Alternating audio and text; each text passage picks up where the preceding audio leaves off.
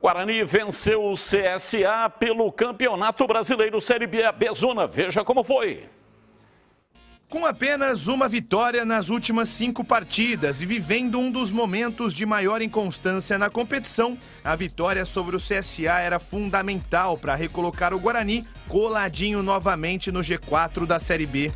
Mas o adversário mostrou logo no comecinho que o Bugre não teria vida fácil, um time fechado e que apostava suas fichas no contra-ataque. Primeiro que assim, isso tem sido uma tônica, né, das equipes que nós estamos enfrentando no momento, porque o Guarani é uma equipe que propõe o jogo. Haja vista que é o melhor ataque, é uma equipe que cria situações, é uma equipe que busca o gol, né, que joga para frente, e as equipes, a forma de tentar bloquear isso é tentar jogar pelo contra-ataque, numa transição rápida, tendo jogadores velozes pelos lados.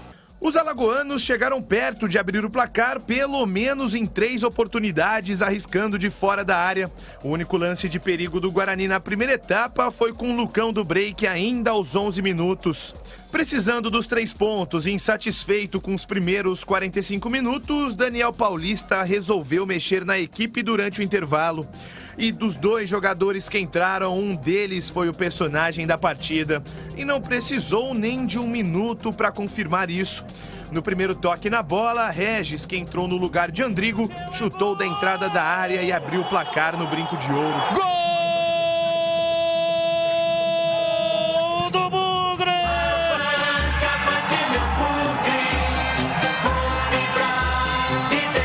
Na marca de 1 minuto, segundo tempo, Regis! No restante do segundo tempo, os papéis se inverteram. O CSA começou a propor o jogo, enquanto o Guarani optava por jogar mais no contra-ataque. Maxwell, aos 23 minutos, desperdiçou uma das únicas chances do Guarani após o gol. Já na reta final, o camisa 71 sofreu um carrinho dentro da área, mas o árbitro mandou o jogo seguir. Mesmo com mais posse de bola, o CSA não conseguiu oferecer mais perigo ao Guarani. Bom para a equipe bugrina, que saiu do Brinco de Ouro com os 3 pontos e somente a 1 ponto de distância para o G4. Salientar, né, a entrega que esses atletas tiveram hoje, mediante a um desgaste muito grande. O Guarani foi a única equipe que jogou sábado à noite em Recife, com uma umidade em torno de 90%, e 2 dias depois está tendo que jogar novamente, 4 horas da tarde, com um calor muito grande, uma umidade em torno de 20%, e esses atletas se entregaram ao máximo, né, dentro das suas condições, para que o Guarani construísse mais uma boa vitória. O Guarani volta a crescer na competição. Eu acho que isso é o mais importante que a gente leva nesse momento. A origem do gol! A origem do gol vai para o doutor Márcio Roberto Rodrigues dos Santos, advogado, assiste com o pai dele, o seu Nelson. Um grande abraço, muito obrigado. Vai para todos os bugrinos que vibraram da pele até o osso com a vitória do Guarani. Para todos vocês, a origem do gol! É o seguinte, ó, o Thales está lá na frente, olha lá. Ele dá o bote, Júlio César cruza, e aí vai ser a assistência do Júlio César ou do Bruno Sávio, hein? Bruno Sávio. Bruno Sávio, né? Claro. Aliás, o Guarani com um homem de mobilidade por dentro fica diferente, né, Batista? Fica diferente. Nesse lance a gente percebe, ó. Porque ele dá um toquinho, olha, rouba o Bruno a bola, Sávio dá um toquinho. Júlio César vem, ó, dá pra ver que ele dá uma esticada na perna, ó, olha lá. Ó.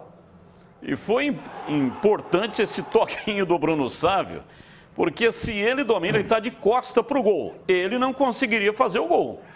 Então ele deu meio que uma ajeitada para o Regis, que tinha acabado de entrar. Ele entrou no intervalo, no lugar do Andrigo. E o Regis, com esse gol, 8 na Série B Zona, é o artilheiro isolado do Guarani na competição. O cara tem estrela, hein? Tem. Entrou e fez o gol. Ele realmente está no momento brilhante da carreira dele, né, Batista? Que legal, ele merece. O cara que teve problema de contusão recentemente, já vinha bem E ele realmente é o jogador diferente do Guarani. Você veja que em poucos minutos, não só ele, né? A observação do Gleger foi perfeita, eu também acho isso. O time, quando ele tem ali na referência, entre aspas, um cara mais móvel, e no caso aí foi o Sávio, né? Porque o Lucão saiu no intervalo, o time fica mais leve, fica menos previsível. E isso é fruto da mexida do treinador no intervalo do jogo. O Guarani está de parabéns, não foi uma grande partida, teve problema, mas a gente vai ter que se acostumar com isso, Batista, porque daqui para frente a maioria dos jogos vai ser equilibrado. É peito de pé isso aí? Ele pega... Batida seca, né? Peito de Dá pé. uma batida seca lá, ó. E olha para você ver, né, Batista? A batida seca com o peito do pé, mas tirando do goleiro, batendo no chão, né? Tudo que o goleiro menos gosta, né? O goleirão tenta chegar, toca na bola, mas pela violência do chute, pela forma com que tirou o Regis, olha lá, a batida perfeita, né? Antes de entrar, né? A batida perfeita. Eu quero dizer que com a mudança... tocou na bola, né? Tocou, ele dá um leve toque ali, levezinho, mas... né?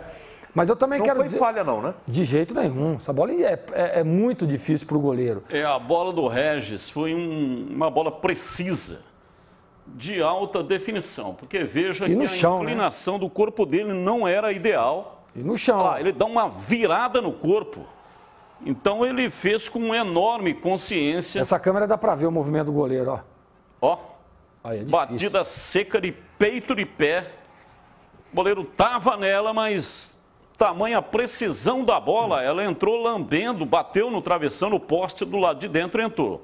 Júlio Nascimento, a sua opinião, placar de 1-0, o time do Guarani venceu o CSA no Brincô.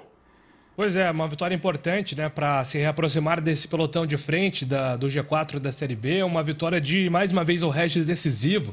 O grande problema do Regis no Cruzeiro foi a falta de regularidade, né? Ele começa a temporada bem, depois cai de produção, e no Guarani não, desde que ele assumiu essa função como titular, ele teve sempre muita regularidade, sempre muito participativo, ficou de fora de 6 jogos por uma questão de lesão, voltou já com muito dinamismo contra o Náutico, agora fazendo gol contra a equipe do CSA. Então a temporada do Regis na Série B é uma temporada de muito protagonismo, né? Ao lado do Jean Carlos, eu diria, o top 3 dessa Série B, para mim, é Léo Gamalho do Coritiba, Jean Carlos do Náutico e Regis do Guarani. Não necessariamente nessa ordem, a ordem é bem discutível, mas o momento do camisa 78 do Bugre é de fato muito bom. É um jogador que colabora demais na construção desse campeonato regular do Guarani e é mais uma grande opção aí para a sequência do campeonato, principalmente pensando em derby, né? Já que agora o Guarani tem 10 dias para descansar até o Clássico, de repente trabalhar o Regis para que ele esteja no melhor da condição física dele para jogar contra a Ponte, porque vai ser uma arma importante para o Guarani. Olha, teve um lance polêmico, vamos mostrar aqui. Você vai dar uma olhada, o lance é esse, é o Maxwell que está na bola. A reclamação dele é que foi tocado pelo zagueiro. Olha lá, ele vem derrapando, vem pegando bola, vem pegando as pernas do Maxwell. O árbitro nada marcou, lembrando que tem VAR na Série B, Zona. O VAR não foi acionado. E aí, o que vocês acharam? Foi pênalti? Para mim, pênalti. Pênalti. Para você, eu não achei não, Batista. Não achei pênalti. Excesso de força. Eu acho que ele chega junto ali, travando a batida. Olha aí, ó. Eu acho que não foi pênalti. Na minha opinião, não foi pênalti. Ó. Perceba que ele pega a perna antes da bola. E para você, Júlio Nascimento, foi pênalti? Eu tive a impressão contrária do CH. Acho que ele pega a bola antes da perna. Eu não daria pênalti, não. Não, ele pega a bola, com certeza, né? Porque, veja... Mas é um lance de disputa, né, Batista?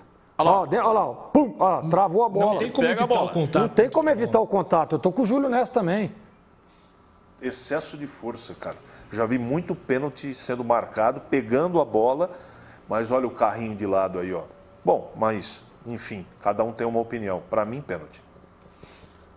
É muito discutível, né? Um lance muito discutível, porque tem excesso de força, mas ele pega a bola, o carrinho é imprudente. Poderia ter quebrado a perna do Maxwell. Eu abomino esse tipo de jogada. É jogador que não tem recurso que faz isso. O cara vem por baixo, além dele correr o risco de cometer o pênalti e prejudicar a sua equipe, ele poderia ter prejudicado o seu companheiro de profissão, quebrando a perna do Maxwell. Mas Então, acho que o carrinho é por baixo, viu, Batista? Ele dá o carrinho com o pé direito na frente e aí faz o movimento. Ó. Geralmente é esse o movimento de desarme. Não achei imprudente assim o jogador do CSA, não. O Batista, eu tô com a única coisa que atenua é isso aí. Ele não veio e não com é o pé lance alto. de VAR, tá? É importante dizer que não é lance de VAR porque é interpretativo. E outro detalhe, Batista, que na transmissão, nós estávamos ontem lá, o Maxwell ficou reclamando de escanteio. Isso. Ele não pediu o pênalti, não. Porque ele viu que o zagueiro foi na bola, não atingiu, e ele pede escanteio. Ele fica reclamando isso. E no o momento árbitro algum deu ele reclama de escanteio. pênalti. Não deu, ele deu tiro de meta. Deu escanteio. Não, deu tiro de meta. Eu me lembro perfeitamente Não desse lance. foi naquele momento em que teve a paralisação para hidratação? No segundo tempo não teve a paralisação. Esse lance foi no segundo tempo? Foi no segundo tempo. O Maxwell já está em campo. Ah, é verdade. O Maxwell entrou no segundo tempo. Exatamente. No segundo tempo não houve a parada técnica. Bom, então, aqui pela opinião da equipe, não houve pênalti, o Guarani não foi prejudicado. Rapidamente aqui uma rodada de comentários, porque a preocupação é 10 dias de inatividade. Essa paralisação, ela pode prejudicar a equipe do Guarani para o derby.